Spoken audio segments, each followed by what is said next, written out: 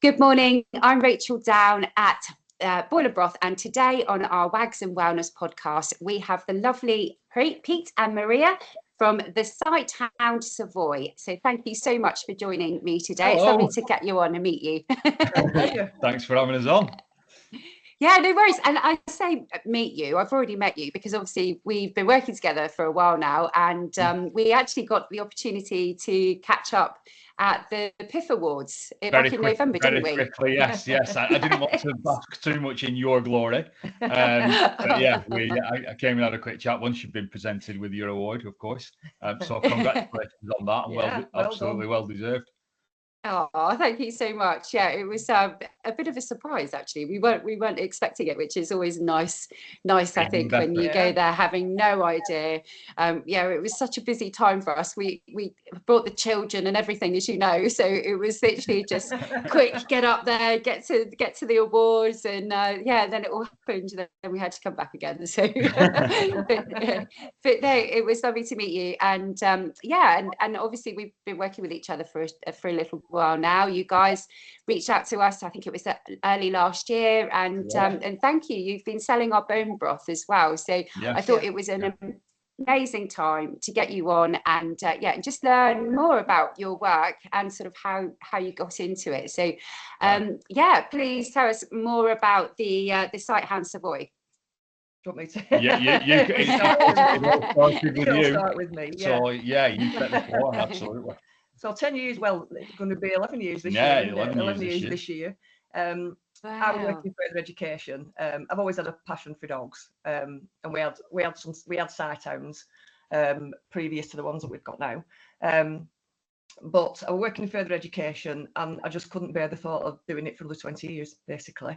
And I'd also done an ecology course, which meant that I had to work outside doing volunteering. So to cut a very long story short, in a conversation with my mum, where I just went, I can't do this for another 20 years, it'll kill me. She said, well, you love dogs and you like being outside, be a dog walker. And I thought, is that what she said? Actually, that would not be a bad idea. So obviously it was a big leap of faith because I had a good, well-paid job. But fortunately, so did Pete. So we did the maths, and if we decided that if I never walked a dog, we could still pay the bills, and that was the initial sort of setup of it. Pete really sort of pushed me into it. I was really reticent for ages because I was frightened to death of giving up my good job, but best thing ever did. Best thing ever. So that's how it started, and then it just took off, didn't it, really? It did, yeah. Locally, we were getting a lot of interest and a lot of dogs, and then people started asking if we could look after them while we were on holiday. Well, we couldn't at that time because we weren't licensed, and you had to have a license to homeboard. Sure. So in 2018, we got our license, and we started homeboarding just 3 dogs at a time, any breed, and local dogs to us. But what we'd realised by this time, we'd got 2. Yes. Have we got 2, 3? We got 3. We got all 3. Yeah, we got 3. Grounds. We had 3 rescue grounds by this time, and we just love sighthounds. The 2 before were Saluki Whippets. So I think once you've got a sighthound, that's it. You never go back, really. No, not really. It's just fantastic dog. So, and what we realised was that when we were getting sighthounds in for boarding, we were just enjoying it more.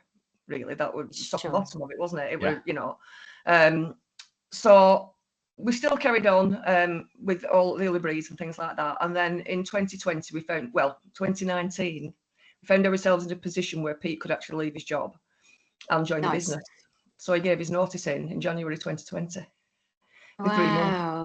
And what happened in 2020? 3 months later. Oh, of course. Oh. And we were down, Hang on a minute.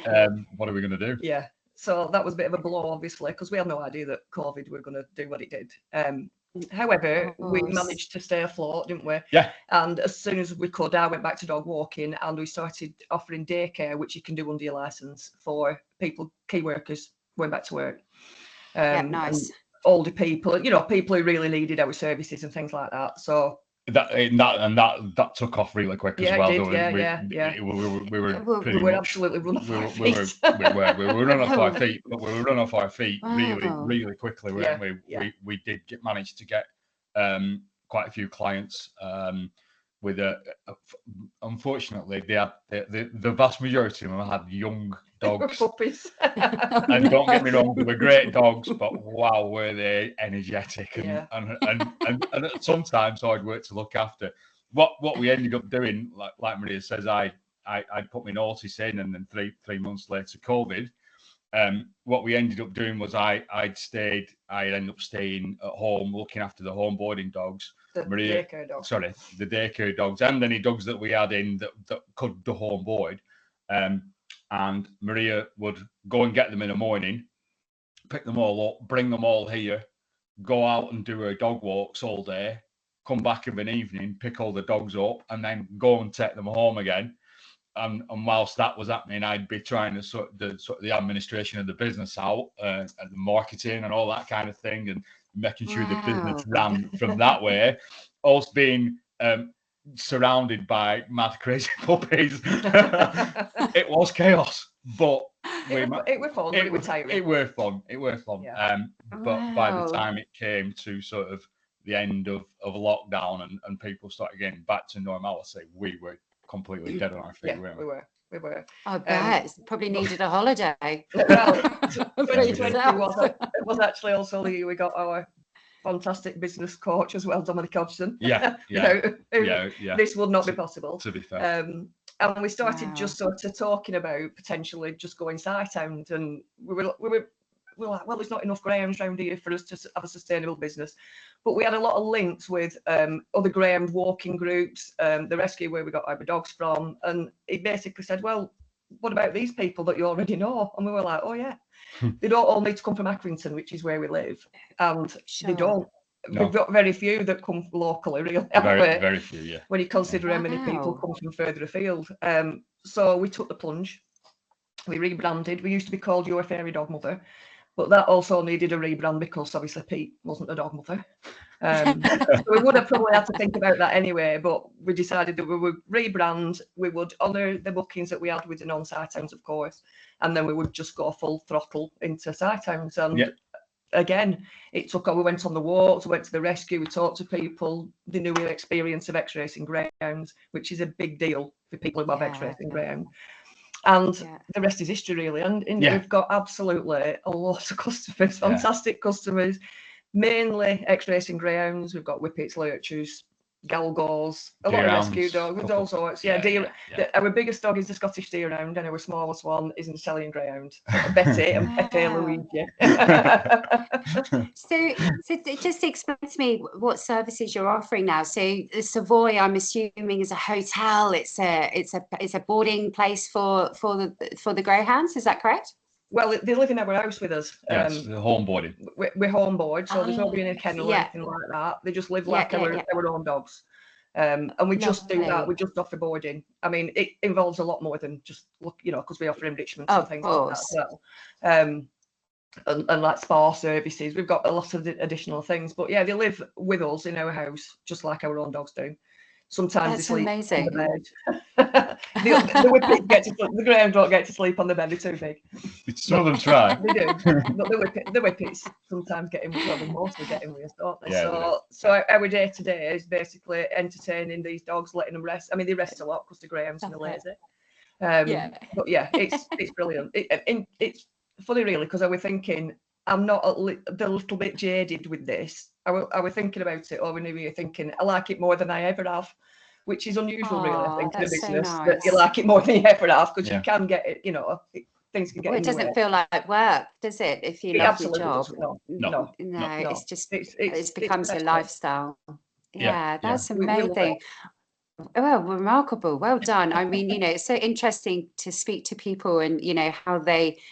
Particularly you just hearing about your story of COVID and how you had to diversify your business very quickly. And obviously, Pete, you'd taken this massive jump into, a new role. And, it reminds me of my husband, actually, around the time, Simon, he was on a really well-paid job, good holidays and all that. And I said to him, Simon, I'm going to need you to come and work with me. I just can't do it on my own anymore. And he went to his boss and he said, I've been offered a new job, less pay and more hours and no holiday. And my husband said, I'm going to take it. His boss was quite surprised, and then he said, it's working for my wife. And that was how that ended. So yeah, it was a very similar story. It was a leap of faith, jumping into it and believing that it was still going to be okay. But it does. Everything works out all right in the end. I have to say, I'm not sure that if it hadn't have been for COVID, we'd actually be where we are now. No, because probably wouldn't. It drove some necessity.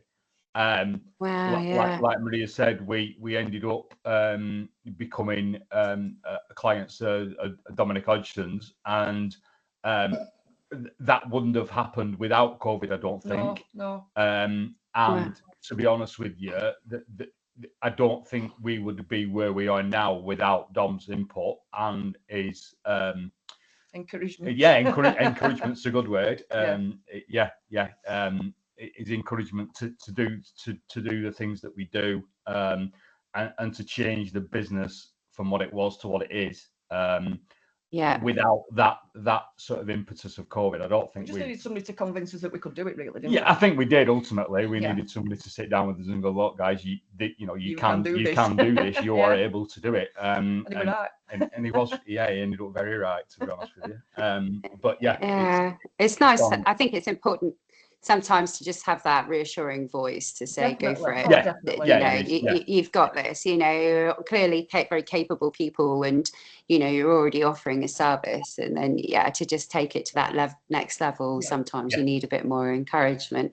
So just talk to me a little bit more about the business and also about the industry, because obviously it's the greyhound space is it's I know very, very much about it from probably 20 years ago, where it was really popular. Obviously over the years it's become more frowned upon, but there is still greyhound racing happening, isn't there? And it is still an issue in the industry. So do you mind just sharing a little bit more about that, if you can, of course? It's a bit controversial, isn't it, really? Of course it is, it's always going to be controversial. Because some trainers are good and they look after the dogs, and some aren't and they don't. And but I think the problem really is the fact that dogs can only race until they're probably maximum 5 years old. Well, a greyhound can live to 12 or 13 years old, so then what happens? And they end up in rescue. I mean, fortunately, there are a lot of good rescues. The greyhound specific rescues are. There are. And just taking a step back from that as well, obviously, I think some of the legislation that was put in place around greyhound racing, and the help that trainers get in taking dogs to rescues and making it a lot easier for them to for want of a better word, and I don't like it, but offload dogs. I'm just going to say that. There is quite a lot of legislation now about how they're looked after and what happens at the end of the career, and they I think the Greyhound Racing Board have to dedicate a certain proportion of the funds to rescues, to making sure that dogs are rescued when they finish racing. And like Maria says, there are some really good trainers whose you can question the morality of whether you should race a dog or not, but there are trainers that do look after the dogs and look after the best interest as well. We had our first greyhound, Domingo, was retired because he had a repetitive strain in his groin. And he was just over 2 years old. No, he was three and a half. He was 3. And you could tell that he'd really been looked after. You could just his demeanor, his general health. He was a really, really good dog, and probably a very expensive dog at the time. Our second dog, Bluebell, we don't even think that she raced at all, because we can't find any trace of her on the database, and she was obviously really, really neglected. Neglected. So in two dogs, in our first 2 greyhounds, we probably had the 2 extremes, of how they can come out of racing. Like I said, we can't even find any trace of Bluebell having ever raced. They do a thing called flappy tracks, which are unregulated, unregistered. We think she was potentially run on the flappy tracks, but we don't know. But when she came to us with issues, didn't she? Whereas Domingo was completely opposite. He strolled in the house like he owned the place. He couldn't have been more chilled out. He could not. Right. As a starter greyhound, he could not have been. Anybody who getting a greyhound for the first time, Domingo. And to be fair, going on to the rescues, great name as well. If you get a good rescue, which fortunately we did, we got put in contact with a rescue called McCants Greyhound Rescue, which is in Tilsley near Manchester. And we contacted them. Do you want to tell Rachel about Sweet Pea? Right. Well, we had the two lurchers, Leo and Sweet Pea, who were little mates. Who I'd adopted from a friend really by accident. I wanted a dog. She had two dogs that she could no longer look after. So I took them when they were 8 months old, and this is what started my addiction to Sighthounds. But we lost Leo. Leo died, and Pete and I had been on a course with a lady called Rachel Jackson, who does Tellington Touch, which is a method that's used to be calming dogs down. Without wanting to go into too much detail, it's a really, really good thing. Yeah. So we've been on this course with Rachel.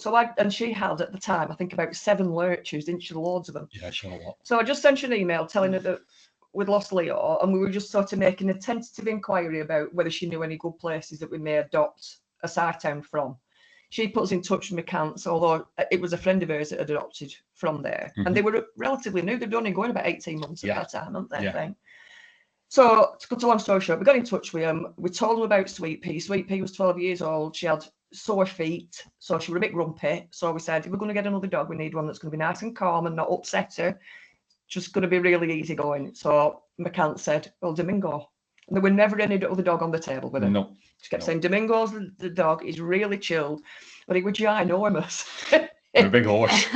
Like Sweet Pea probably weighed about 18 kilos because she's Saluki Whippet Cross, and Domingo, when we got him, with 40 kilograms. He was big. He looked like Usain Bolt. He was absolutely enormous. He was massive. But very chilled. And Sweet Pea just loved him. She liked him miles better than she liked her own brother, didn't she? Yeah. Oh yeah. She fell in love with him. She did. She really liked him. Well, sadly, it wasn't long. We passed away because she was 12 and a half as well.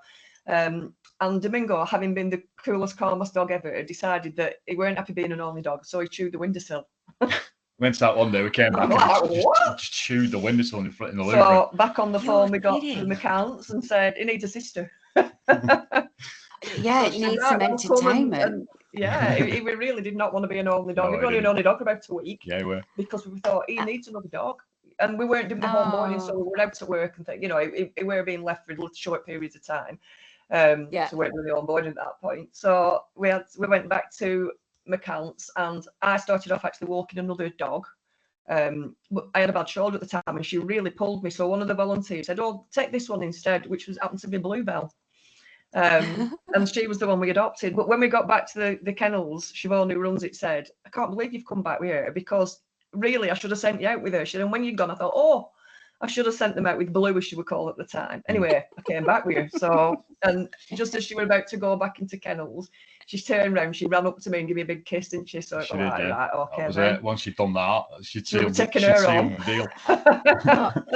So we took her on the following week, didn't we? Yeah. And then the following year, we rescued Toby, who was born in kennels, adopted, kept in a garage, and at 6 months old was rescued by McCants. Yeah, by McCants. Wow. And we got him. He'd never raced, obviously, when he was 7 months. 7 months old. 7 months old.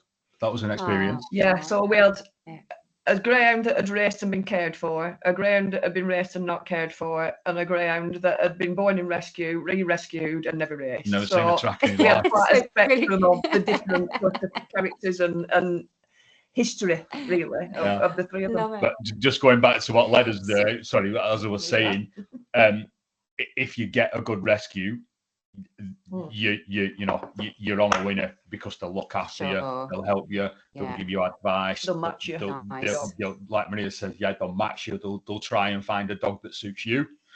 Unfortunately, there are a lot of rescues out there that are like that and do brilliant, amazing work.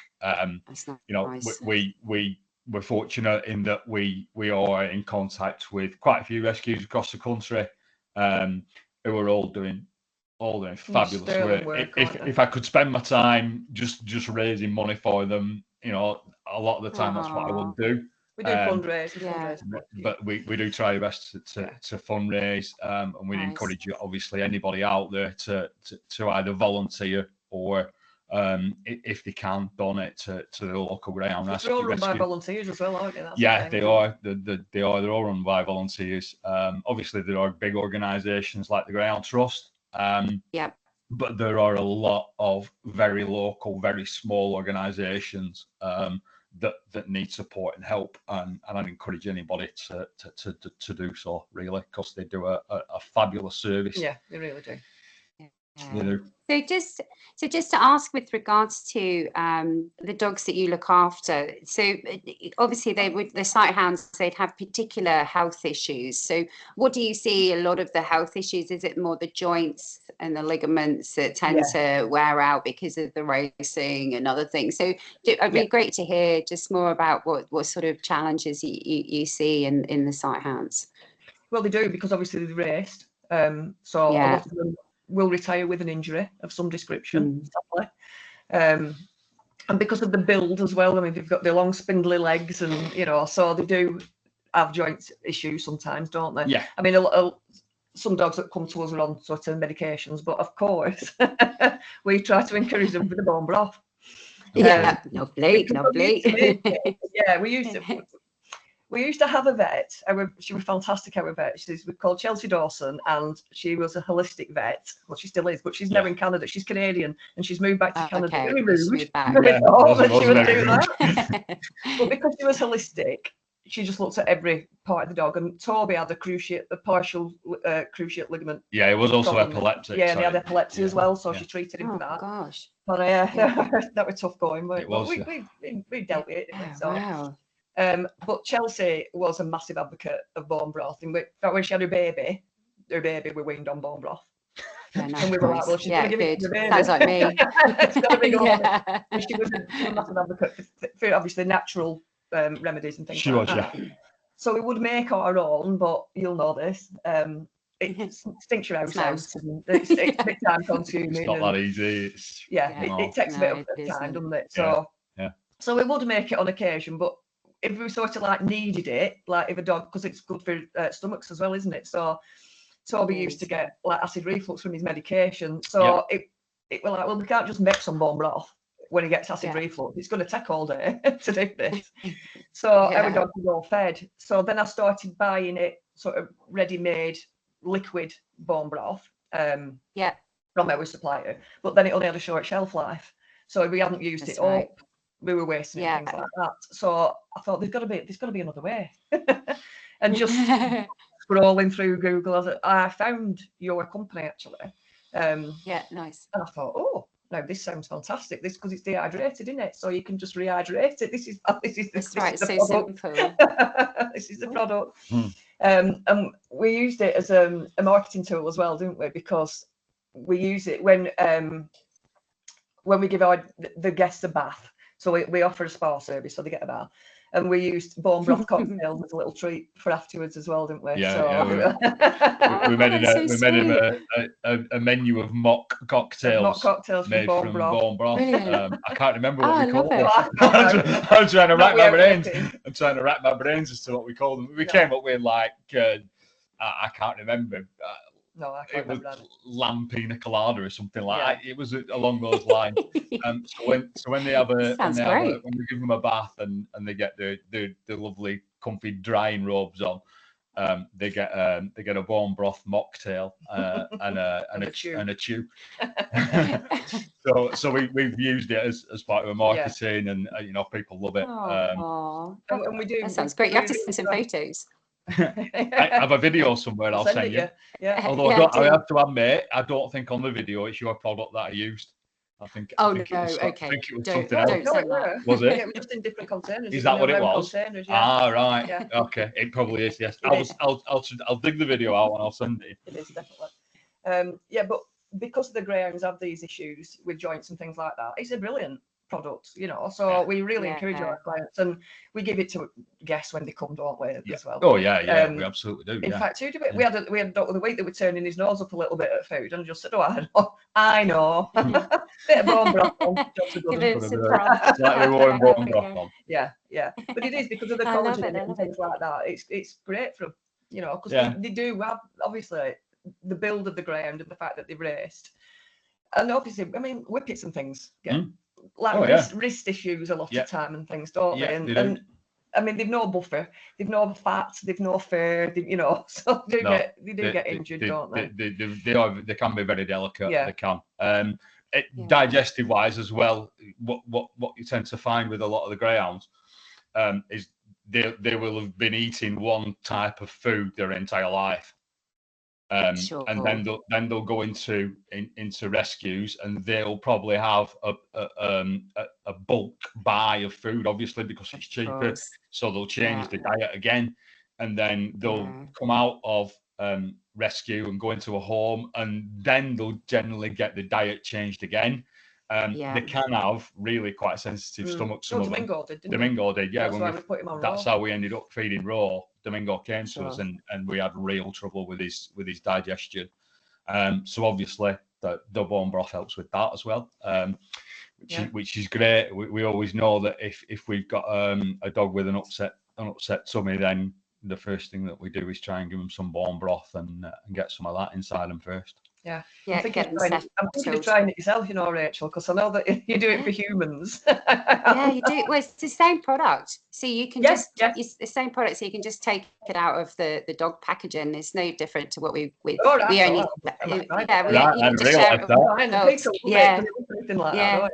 Because you don't. We don't change the recipe or anything like that. But it's the same product we sell for humans and pets. Which really makes it much more versatile. It's great. Well, we can't have any. We're waiting for an order to arrive. I'm waiting for it to come. Actually, so I think it's coming. But let me send. I think it's going out today. So let me send some hot chocolate. If it hasn't gone today, I'll pop some hot chocolate in it as well, because we make a broth hot chocolate. Yeah, it's good for this time of year. Yeah, no worries. Anyway, so just go back onto you guys and what your sort of next plans are. So have you got anything in mind, where you're going to be taking the Sighthound Savoy? What's next in? I'd love to hear more about that. Yeah, we're franchising the business. Are you? Because, well done. Basically, we can't accommodate everybody. Yeah, we hate turning people down, and a lot of our clients are from further afield. We have quite a lot in Yorkshire, which is obviously the next county over. So we have quite a lot of clients that aren't near us, but we're going to do a different franchising model than usual pet franchises are.